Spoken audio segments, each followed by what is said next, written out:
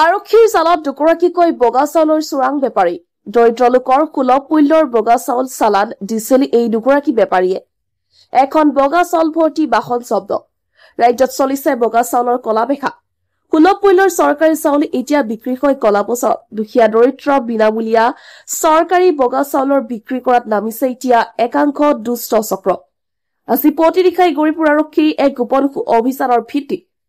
আলমগঞ্জ অঞ্চলৰ পৰা এখন বগা চাউল ভৰ্তি ট্ৰাক জব্দ কৰিবলৈ সক্ষম হয় গৌৰীপুৰ আৰক্ষীয়ে জব্দ কৰা বাহনখনৰ চৰকাৰী চাউলৰ বস্তা কলনি কৰি অন্য বস্তাত ভৰাই ৰখা গাড়ী ভৰ্তি চোৰাং বগা চাউলৰ জব্দ কৰিবলৈ সক্ষম হয় জব্দকৃত বাহনখনৰ নম্বৰ হৈছে AS17C9152 আৰু লগতে দুগৰাকীকৈ সৰবৰাহকাৰীক আটক কৰিবলৈ সক্ষম হৈছে গৌৰীপুৰ আৰক্ষী থানা আৰক্ষী আটকাধীন দুই সৰবৰাহকাৰী ক্ৰমে ধনঞ্জং হাজং আৰু ৰঞ্জিত আটকাধীন দুই সৰবৰাহকাৰী ক্ৰমে ধনঞ্জং হাজং আৰু ৰঞ্জিত হাজং বুলি জানিব পৰা গৈছে ইতিমধ্যে সৰবৰাহকাৰী দুগৰাকীৰ লগতে বাহনখন গৌৰীপুৰ আৰক্ষী থানালৈ আনি অধিক তথ্যৰ বাবে তদন্ত অব্যাহত ৰাখিছে